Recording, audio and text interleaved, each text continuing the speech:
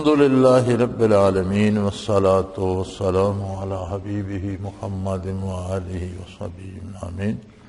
اعوذ باللہ من الشیطان الرجیم، بسم اللہ الرحمن الرحیم۔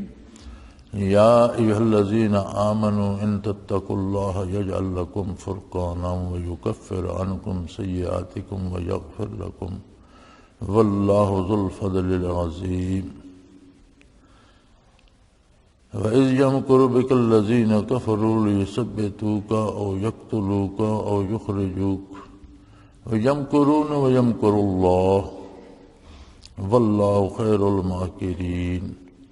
اللهم سبحانك لا علم لنا إلا ما علمتنا إنك أنت العليم الحكيم۔ مولاي صل وسلم دائما أبدا على حبيبك خير الخلق كلهم۔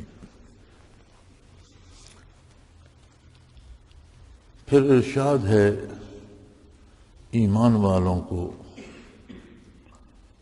اور بہت بڑی خوشخبری دی جا رہی ہے کہ دنیا میں تمہیں ایک حیثیت دی جائے گی، تمہاری الگ شناخت ہوگی، اور تم کفار کے مقابلے میں اپنی الگ حیثیت پاؤ گے۔ پھر اس کے ساتھ دوسری خوشخبری یہ ہے کہ وہ یکفر عنکم سیئاتکم۔ دوسری خوشخبری یہ ہے کہ بتقاضائے بشریت جو خطائیں ہو جاتی ہیں، سستی ہو جاتی ہے، کوتاہیاں ہو جاتی ہیں، اللہ کریم معاف فرما دیں گے۔ وَيَغْفِرْ لَكُمْ۔ تیسری خوشخبری یہ ہے کہ تمہیں بخش دیا جائے گا، تمہاری بخشش ہو جائے گی۔ واللہ ذو الفضل العظیم۔ کتنی بخشش ہوگی، نجات ہوگی، یا اس پر مزید انعامات ملیں گے یا بہت سے درجات ملیں گے؟ فرمایا یہ بحث تمہارے سمجھنے کی نہیں ہے، اس لیے کہ اللہ بہت بڑے کرم و فضل کا مالک ہے، اور اس کی عطا اور اس کے انعامات کا اندازہ نہیں کیا جا سکتا، نہ تم دنیاوی حساب کتاب سے اس کا اندازہ کر سکتے ہو۔ یہ سارے تو انعامات ہیں، لیکن ان کے ساتھ پہلے ایک شرط بیان کی گئی ہے۔ جہاں تک تعلق ہے مسلمان ہونے کا یا مومن ہونے کا یا ایماندار ہونے کا، وہ بات تو قرآن نے پہلے فرما دی، یا ایھا الذین آمنوا۔ خطاب ہی ان لوگوں کو ہے جن میں نور ایمان ہے، جن کو ایمان نصیب ہے، یا جو اپنے آپ کو مسلمان اور مومن کہتے ہیں، کہ اللہ کی توحید پہ یقین رکھتے ہیں، انبیاء کی رسالت پہ یقین رکھتے ہیں، حضور اکرم صلی اللہ علیہ وسلم کو امام الانبیاء اور خاتم الانبیاء مانتے ہیں، ضروریات دین کو، آخرت کو، فرشتوں کو، حساب کتاب کو، ضروریات دین کو مانتے ہیں۔ انہی سے خطاب کیا جا رہا ہے کہ ماننا ایک کام ہے، کسی بات پہ یقین کر لینا ایک کام ہے، ایک بات ہے، لیکن زندگی میں اس پر عمل پیرا رہنا یہ دوسری بات ہے، اور یہ سب سے بڑی بات ہے۔ لا الہ الا اللہ محمد الرسول اللہ صلی اللہ علیہ وآلہ وسلم کا اقرار کر لینا، ایمان کا اقرار کر لینا، اس سے بات بن جاتی ہے، بندہ مومن ہو جاتا ہے، ایمان نصیب ہو جاتا ہے۔ لیکن اصل کام ایمان قبول کرنے کے بعد شروع ہوتا ہے،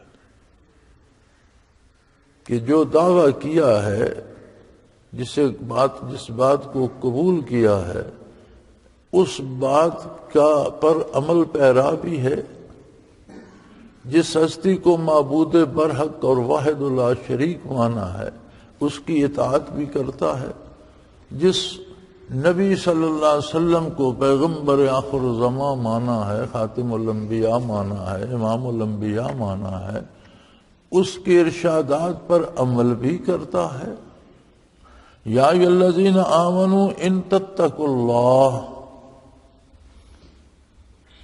اے لوگو جو ایمان لے اگر تم اللہ سے ڈرتے رہے۔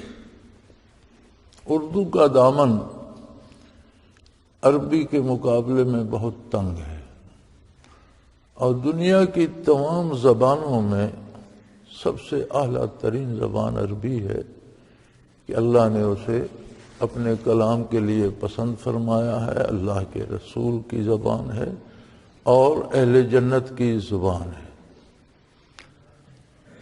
اردو میں ڈر ہی ترجمہ ملتا ہے تقویٰ کا، لیکن ڈر کی تو مختلف قسمیں ہوتی ہیں۔ ہم دشمن سے ڈرتے ہیں، موذی جانور سے ڈرتے ہیں، چور ڈاکو سے ڈرتے ہیں، دہشت گردوں سے ڈرتے ہیں، یہ ڈر اور ہیں۔ تقویٰ ایک اور ڈر ہے۔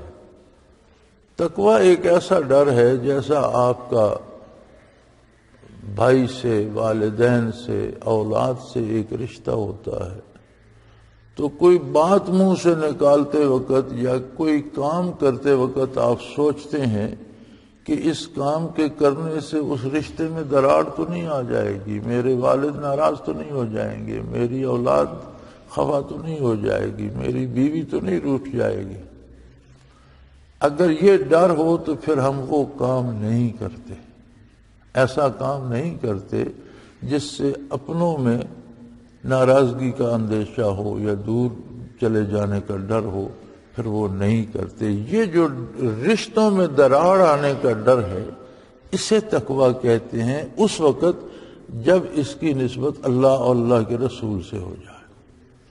یعنی بات کرتے وقت بھی یہ سوچنا کہ اس جملے سے اللہ کریم خفا تو نہیں ہوں گے، حضور نبی کریم کی ناراضگی کا سبب تو نہیں بنے گا، اور کام کرتے وقت بھی یہ سوچنا کہ جو کام میں کرنے چلا ہوں کیا یہ حضور کے حکم کی خلاف ورزی تو نہیں ہے، اللہ کے حکم کی خلاف ورزی تو نہیں؟ اگر ایسا ہے تو میں یہ کام نہیں کروں گا، میں وہ کروں گا جس کے کرنے کا اللہ نے حکم دیا ہے، اور اس طرح کروں گا جس طرح کرنے کا طریقہ سکھایا ہے نبی علیہ الصلوۃ والسلام نے۔ تو یہ جو ڈر ہے اسے تقویٰ کہتے ہیں۔ تو فرمایا اللہ نے تم پر انعام کیا، تم ایمان تو لے آئے، لیکن اب ایمان لانا تو ایک لمحے کی بات تھی، وہ تو طے ہو گئی۔ اب اس کے بعد تمہاری زندگی پڑی ہے، اس ساری زندگی میں یہ آزمائش ہے کہ تم زندگی جو اللہ نے دی ہے وہ اپنی مرضی سے جیتے ہو یا اللہ کی اور اللہ کے رسول کی مرضی کے مطابق جیتے ہو۔ یہ ہے تقویٰ۔ تو فرمایا اے ایمان والو، اگر تم اللہ کا تقویٰ اختیار کرو، اپنے زندگی کے کاموں میں اللہ کی نافرمانی سے ڈرتے رہو اور نافرمانی نہ کرو، نبی کریم صلی اللہ علیہ وسلم کا اتباع اور غلامی کا حق ادا کرو، غلطی ہو جائے تو توبہ کرو، معافی مانگو، اس پر شرمندہ ہو دل ہی دل میں، احساس ندامت پیدا ہو۔ الندم و توبہ، حضور کا ارشاد ہے، ارشاد عالی کا مفہوم ہے کہ تہ دل سے نادم ہونا جو ہے توبہ یہ ہے، صرف زبانی کہنے کی بات نہیں۔ نادم ہونے کا نتیجہ یہ ہوتا ہے کہ آدمی پھر وہ کام نہیں کرتا جس سے نادم ہوتا ہے۔ تو اگر تم تقویٰ اختیار کرو تو پہلی بات تو یہ ہے کہ وَيَجْعَلْ لَكُمْ فُرْقَانًا، اللہ کریم دنیا میں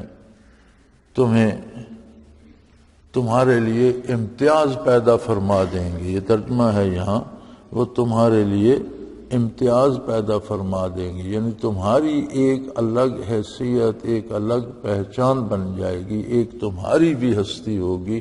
اہل عالم کو یہ خبر ہوگی کہ یہ بھی کچھ لوگ ہیں، یہ بھی کوئی قوم ہے، اور اس کا اظہار غزوۃ البدر میں ہو گیا، اور پوری دنیا نے دیکھا کہ مسلمان بھی ایک طاقت ہیں، مسلمان بھی ایک قوت ہیں، مسلمان بھی ایک قوم ہیں۔ اقوام عالم میں ایک ممتاز اور ایک نامور اور ایک قابل قدر اور معزز قوم کی حیثیت سے مسلمانوں کی شناخت ہوگی۔ اس کا مطلب یہ ہے کہ وہ لوگ متقی تھے، تقوی ان کا شعار تھا، تو جو دنیاوی انعام تھا وہ انہیں حضور کی معیت میں عطا فرمایا گیا۔ پھر اگلے انعامات آخرت کے ہیں، فرمایا وَيُكَفِّرْ عَنْكُمْ سَيِّئَاتِكُمْ۔ اس سب محنت کے باوجود آدمی سے کبھی سستی ہو جاتی ہے، کبھی کوتاہی ہو جاتی ہے، کبھی غلطی سے ناسمجھی سے کوئی ایسا کام کر بیٹھتا ہے جو نہیں کرنا چاہیے تھا، تو اگر تم سے کوئی خطائیں ہوں گی اللہ تمہاری وہ خطائیں معاف فرما دیں گے، تم سے تمہارے گناہ دور فرما دیں گے۔ یکفر، کف ہوتا ہے الگ کر دینا، دور کر دینا، جیسے کپڑے سے میل دور کر دیا جاتا ہے، دھو کر نئے جیسا ہو جاتا ہے۔ وَيَغْفِرْ لَكُمْ، پھر یہ ضمانت بھی دی کہ اللہ یوم حساب تمہاری بخشش فرما دے گا۔ تینوں بہت بڑے انعامات ہیں کہ دنیاوی زندگی میں بھی تمہاری ایک حیثیت، ایک پہچان ہوگی، امتیازی پہچان ہوگی، اور اقوام عالم تمہاری طرف عزت و قدر کی نگاہ سے دیکھیں گے اور تمہاری حیثیت کو تسلیم کریں گے۔ اگر تم خلوص سے اللہ کی رسول کی اطاعت پہ لگے رہے تو کوئی غلطی ہو گئی، غلطی سے کوئی گناہ ہو گیا، نافرمانی ہو گئی، سستی ہو گئی، کوتاہی ہو گئی، تو اللہ کریم تمہاری اس نیت کی بنیاد پر جس میں خلوص ہے اللہ کے رسول صلی اللہ علیہ وسلم کے ساتھ، وہ غلطی بھی معاف فرما دیں گے۔ وَيَغْفِرْ لَكُمْ، اور روز حشر تمہیں نجات عطا فرمائیں گے، بخش دیں گے۔ کتنا انعام عطا فرمائیں گے بخشش پر؟ فرمایا اس کا اندازہ تمہارے اعداد و شمار میں نہیں ہو سکتا، اس لیے کہ اللہ کی شان بہت بڑی ہے، اللہ کا کرم بہت بڑا ہے، اور تمہارے اعداد و شمار اور تمہاری علمی استعداد کم ہے۔ جب وہ عطا فرمائے گا تو وہ اپنی شان کے مطابق عطا فرمائے گا۔ تمہارے حیثیت، تمہارے اعمال کی حیثیت تمہاری حیثیت کے مطابق ہے، لیکن جو وہ عطا فرمائے گا وہ اپنی شان کے مطابق عطا فرمائے گا کہ وہ بہت بڑے فضل کا، بہت بڑی عطا کا، بہت بڑے کرم کا مالک ہے۔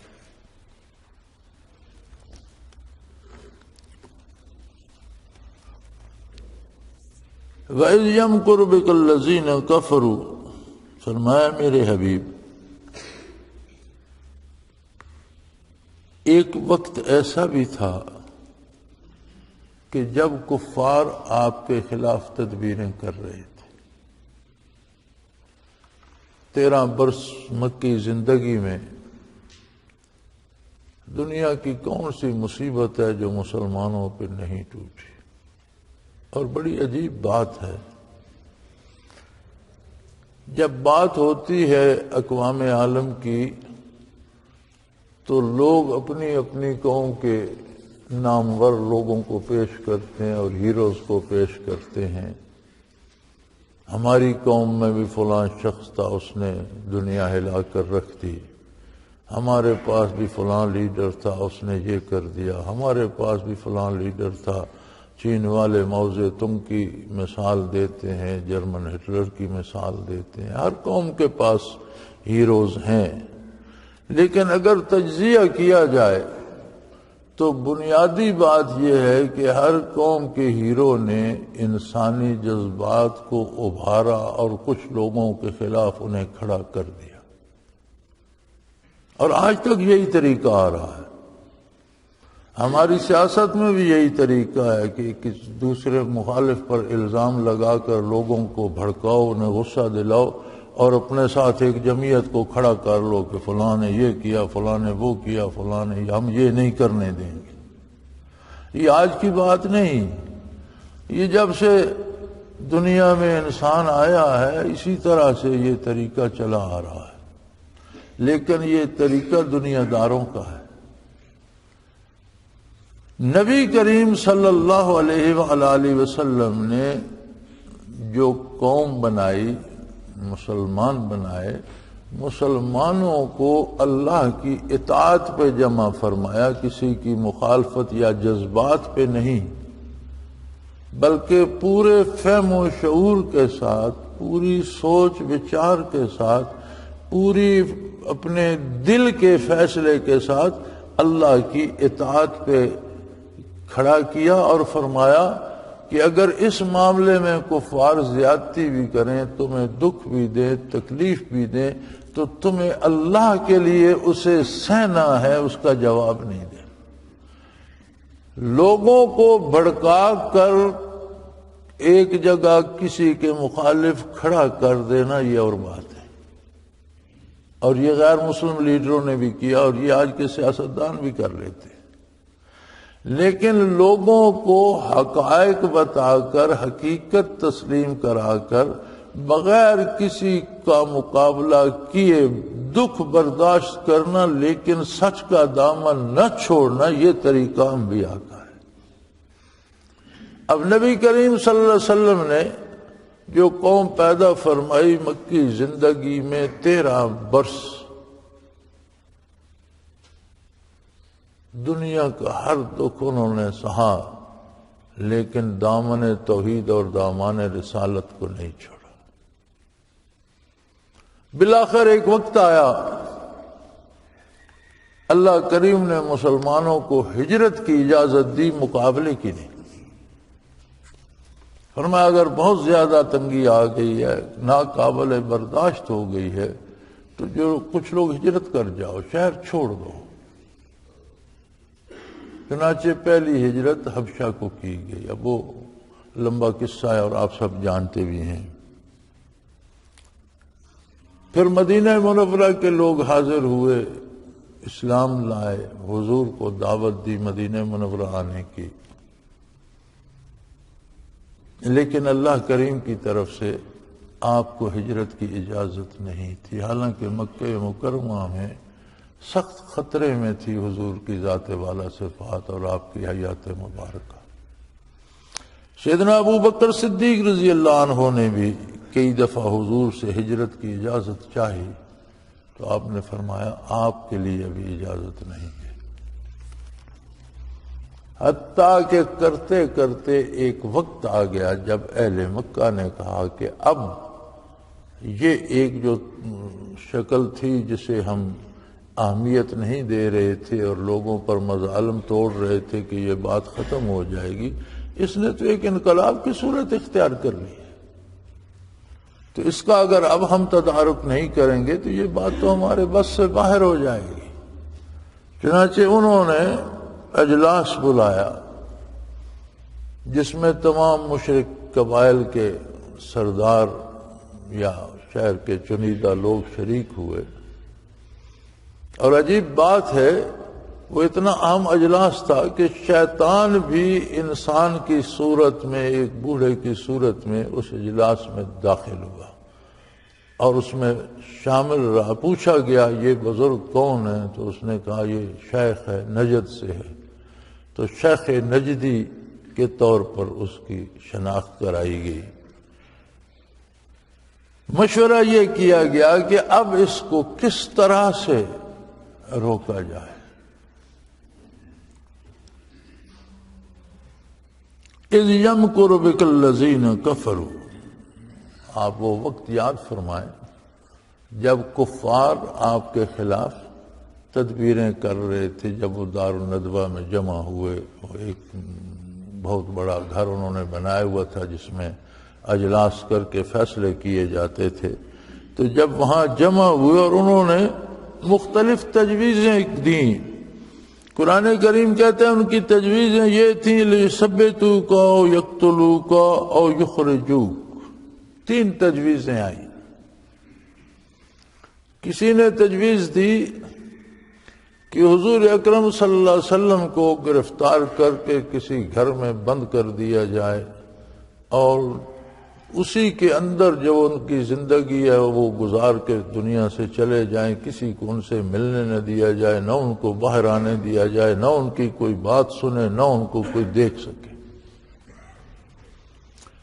جب یہ بات مجلس میں پیش کی گئی، مختلف لوگوں نے رائے دی، تو شیخ نجدی نے جو اصل میں ابلیس تھا اس نے کہا کہ یہ تجویز اس لیے درست نہیں ہے کہ اس کے جانثار برسوں سے تکلیفیں اور دکھ سہ رہے ہیں، اگر تم کسی جگہ قید کر دو گے انہیں تو ان کے جانثار ٹوٹ پڑیں گے، تم کتنوں کو قتل کرو گے، وہ چھڑا لے جائیں گے، 2 بندے مارو گے، 10 مارو گے، 50 مار دو گے، آخر وہ آزاد کرا لے جائیں گے، تو یہ تجویز درست نہیں۔ دوسری تجویز کسی نے دی، او یخرجو کا، کہ انہیں شہر سے نکال دیا جائے، بے سر و سامان کر کے، کوئی چیز ساتھ نہ لے جانے دی جائے، ان کو، ان کے پیروکاروں کو شہر سے نکال دو، چلے جائیں یہاں سے، خود صحرا کی وسعتوں میں اور پردیس میں گم ہو جائیں گے، کھو جائیں گے، بات ختم ہو جائے گی۔ جب اس پر رائے لی گئی تو وہی شیخ نجدی بولا جو ابلیس تھا کہ بھئی تم شہر سے تو نکال دو گے، لیکن باہر جا کر اگر باہر کے لوگوں نے ان کی بات سننا اور قبول کرنا شروع کر دی تو پھر ان کے ساتھ ایک جمعیت بن جائے گی، وہ کل تم سے شہر بھی چھین لیں گے، یہ درست نہیں ہے۔ سب نے کہا پھر کیا کیا جائے، کوئی تو علاج ہونا چاہیے۔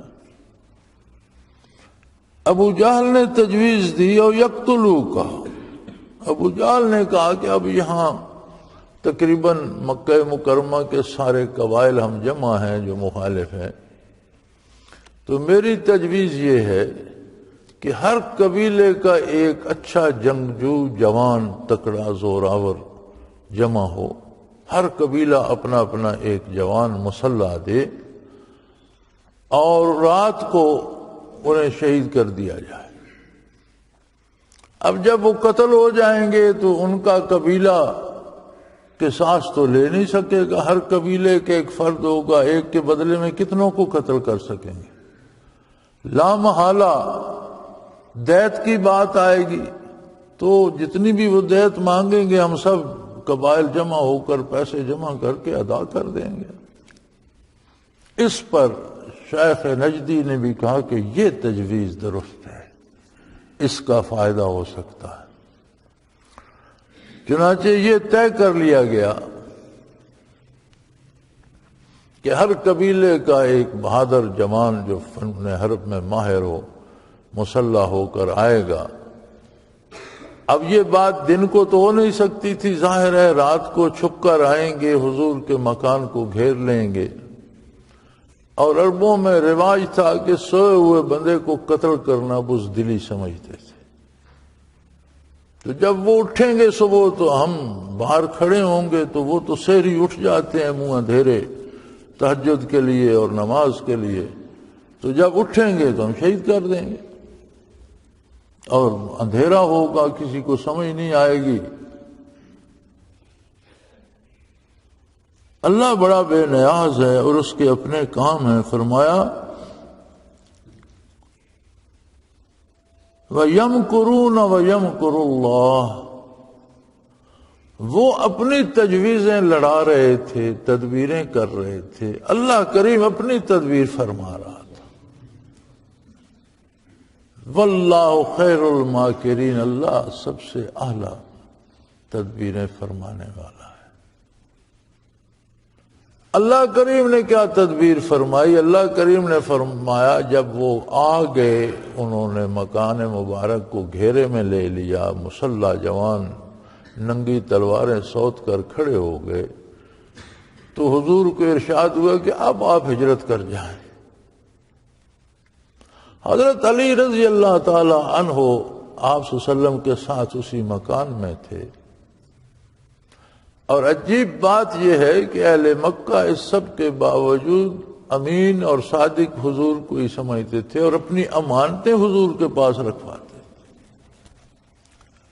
حضور صلی اللہ علیہ وسلم کا اسوہ حسنہ دیکھیے کہ آپ نے باوجود اس کے کہ وہی قبائل آپ کے قتل پر آمادہ تھے، ایک ایک امانت گن کر حضرت علی کرم اللہ وجہ الکریم کے سپرد فرمائی اور حکم دیا کہ آپ یہاں میرے بستر پر سو جائیں، انشاءاللہ آپ کے لیے کوئی خطرہ نہیں۔ یہ ضمانت بھی دی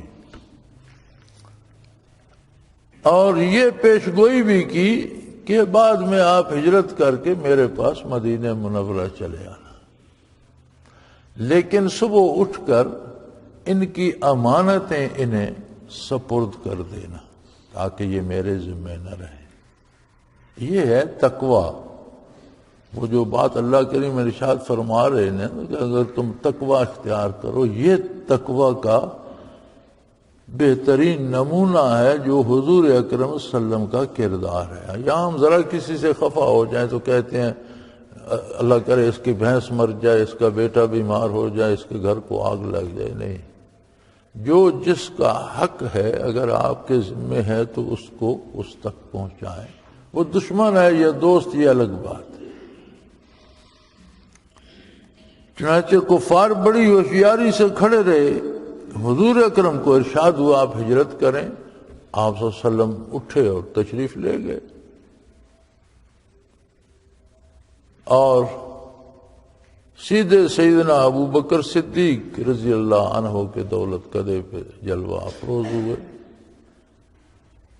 حضور نے پہلے انہیں بتا رکھا تھا، انہوں نے تیاری سفر کی کر رکھی تھی، جتنا سرمایہ گھر میں تھا وہ بھی لے لیا، کچھ خوراک لے لی اور وہ تیار بیٹھے تھے۔ حضور بیت اللہ تشریف لے گئے، پھر وہاں سے سیدنا ابوبکر صدیق کے گھر گئے اور وہاں سے ہجرت فرما گئے، اور کفار تلواریں سونت کر کھڑے ہیں کہ ابھی حضور اٹھیں گے تو ہم شہید کر دیں گے۔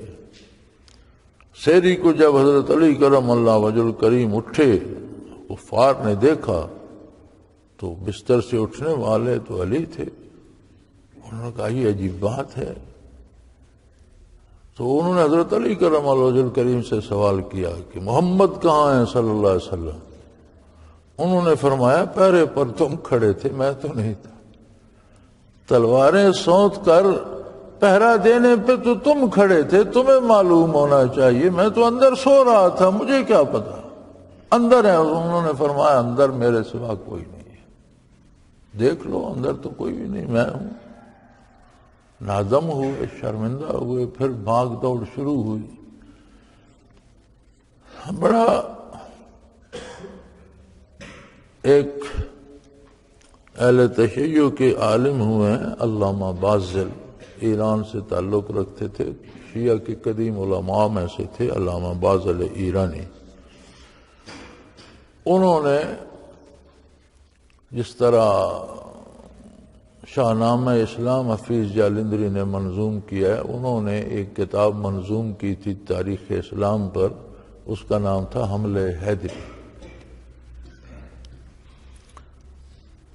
اس میں وہ لکھتے ہیں کہ جب سیدنا صدیق اکبر اور حضور نبی کریم صلی اللہ علیہ وسلم شہر سے نکلے اور پہاڑ پر چلے، کیونکہ مکہ مکرمہ کے ہر طرف پہاڑ ہیں اور درمیان میں وادی ہے، تو وادی میں لوگوں کا آنا جانا ہوتا تھا، تو حضور صلی اللہ علیہ وسلم نے پہاڑ پر سے راستہ اختیار فرمایا، جو رفتند چندی زدامان دشت، قدوم فلک سایہ مجروح گشت۔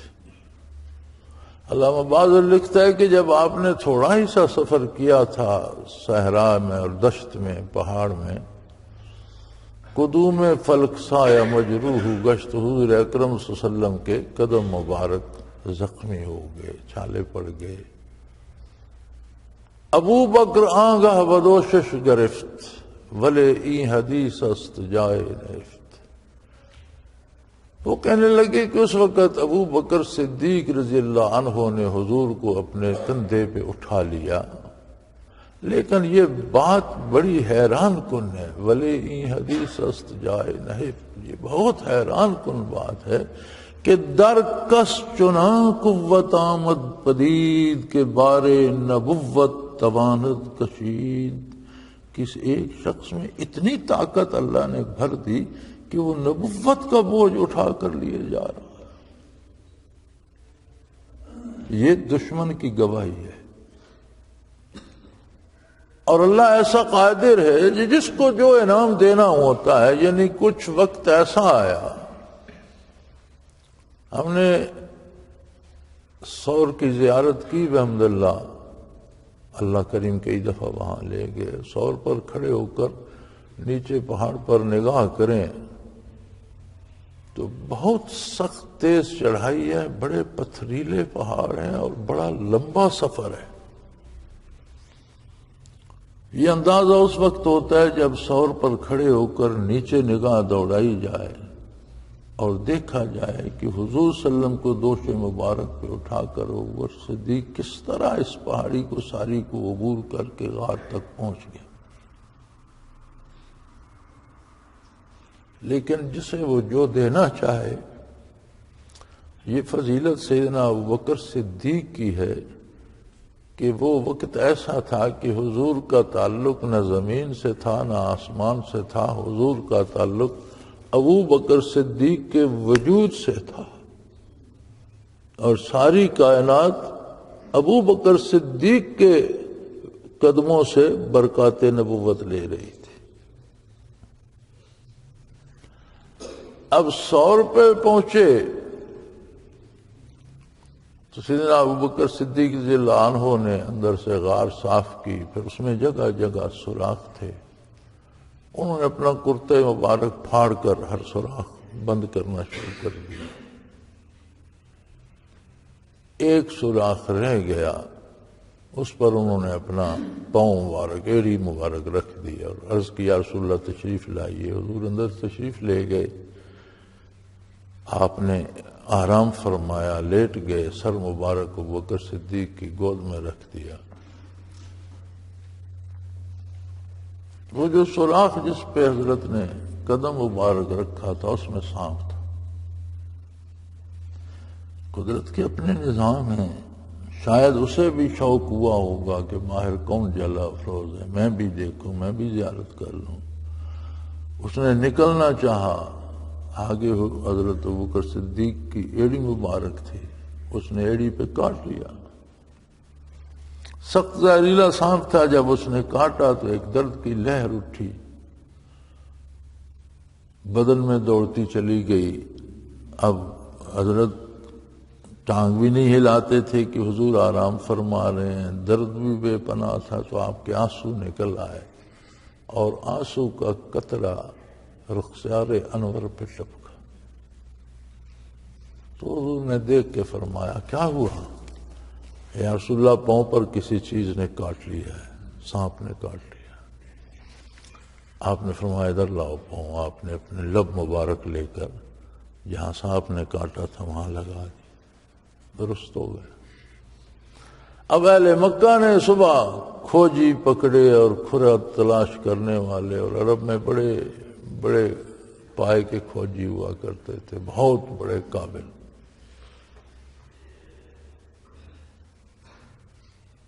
اور یہ واقعات اگر ان کھوجیوں کے پڑھے جائیں تو عقل دنگ رہ جاتی.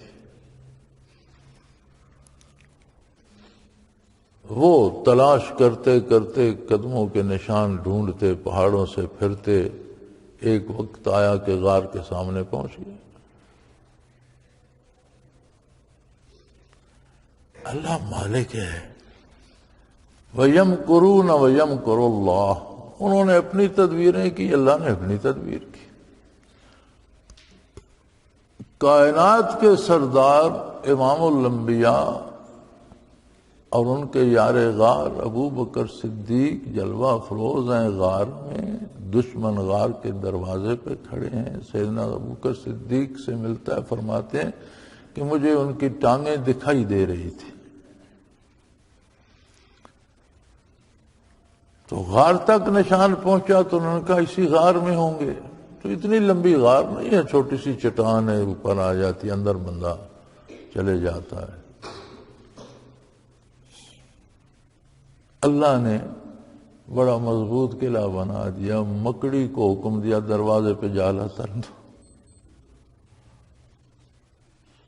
ساری کفر و شرک کی فوجی طاقت باہر کھڑی ہے، ابو جہل خود ہمراہ ہے، کھوجی کہتا ہے یہاں تک کھرا آتا ہے۔ اب یہی غار دیکھنی چاہیے، غار کی طرف دیکھتے ہیں تو اس پہ جالا لگا ہوا ہے۔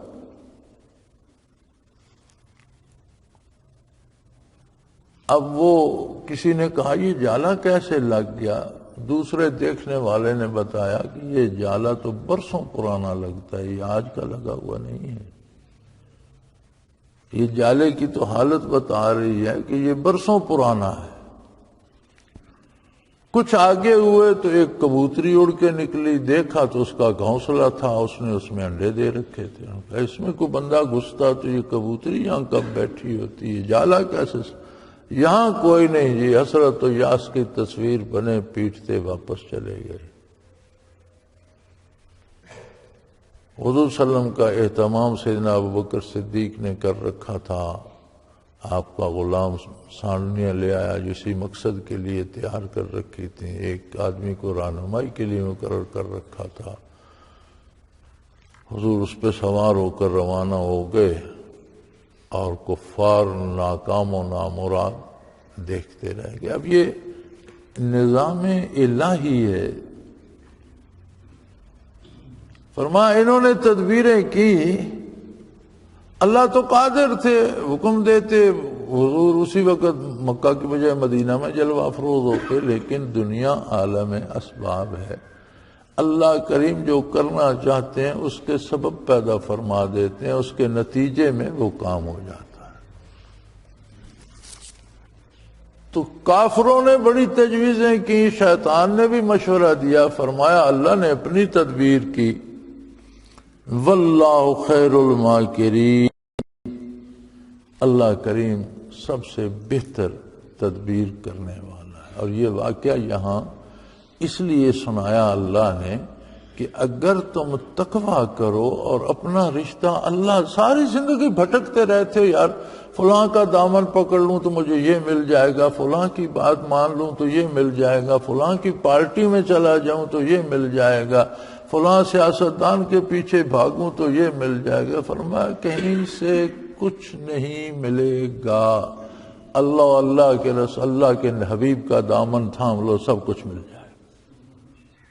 کہیں سے کچھ نہیں ملے گا، باتیں ہوں گی، تجویزیں ہوں گی، تدبیریں ہوں گی، لیکن ہوگا وہ جو اللہ کرنا چاہیں گے۔ لہذا اللہ کے حبیب صلی اللہ علیہ وسلم کا دامن تھام لو، سب کچھ مل جائے گا۔ بھٹکتے رہو گے ساری زندگی ادھر ادھر، کچھ نہیں ملے گا۔ اب سیاستدان دعوے کر رہے ہیں نا سونامی آ رہا ہے۔ سونامی کیا ہوتا ہے پتہ ہے آپ کو؟ سمندری طوفان کو سونامی کہتے ہیں، آتا ہے کئی گھروں کو اجاڑ کر چلا جاتا ہے اور بات ختم ہو جاتی ہے۔ سونامی کوئی تبدیلی نہیں لاتا، سونامی کو آباد نہیں کرتا لوگوں کو، سونامی کو لوگوں کو خوشیاں نہیں بانٹتا۔ سونامی ایک طوفان ہوتا ہے جو سمندر سے سرکش لہریں آتی ہیں، کئی گھروں کو بہا لے جاتی ہیں، کئی لوگوں کو مار دیتی ہیں، جہاں تک جاتی ہیں ہر چیز کو تباہ کر دیتی ہیں، درخت گر جاتے ہیں، ہر چیز غرق ہو جاتی ہے اور واپس سمندر میں چلی جاتی ہیں۔ اگر یہ سیاست کا بھی کوئی سونامی آ رہا ہے تو کچھ لوگ گھروں کو اجاڑ کر یہ بھی خاموش ہو جائے گا۔ یعنی بات تک کرنے کی تمیز ہمارے سیاستدانوں میں نہیں ہے کہ اپنی تاریخ کو کوئی نام تو دو یار، جس سے کوئی فائدہ حاصل ہونے کی امید ہو، یا کوئی اچھا نام تو کم از کم اچھا دے دو۔ نام بیٹا پیدا ہو، نام ہی اس کا برباد خان رکھو تو پھر توقعات اس سے کون سی، امیدیں کیا رکھو؟ تو ہمارا یہ ایسا ہم کیوں کرتے ہیں؟ اس لیے کہ ہمارا ہاتھ دامان رسالت پہ نہیں، دنیا کی لالچ، دنیا کے سور، اس کو مار دو، اس کی جائیداد مجھے دے دو، اس سے چھین لو، اسے دے دو۔ تو فرمایا بندے بندے کے پیچھے بھاگنے کی بجائے ایک در کی غلامی کر لو، میرے حبیب کا دامن تھام لو، چھوڑو نہیں، سب کچھ مل جائے گا۔ اور اس طرح سے، ورنہ اس طرح معروم رہ جاؤ گے جس طرح مشرکین مکہ ساری تجویزیں کرنے کے بعد ایک مکڑی کے جالے سے مار کھا گئے۔ ساری دانش مندی، ساری نکتہ وری، ساری وہ کھوجی اور تلاش کرنے والے اور بڑے بڑے دانشور ایک مکڑی کے جالے سے مار کھا گئے۔ وہ ایسا قادر ہے کہ جب اس نے چاہا کہ اس جالے کو نہیں توڑ سکتے، نہ توڑ سکے۔ یعنی کمزور ترین گھر تو مکڑی کا جالا ہوتا ہے نا، تو اس کمزور ترین سے کائنات کی اعلیٰ ترین ہستی کی حفاظت کا کام اس نے لے لیا۔ فرمایا اس لیے اللہ و اللہ کے رسول کا دامن تھامو۔ وآخر دعوانا ان الحمدللہ رب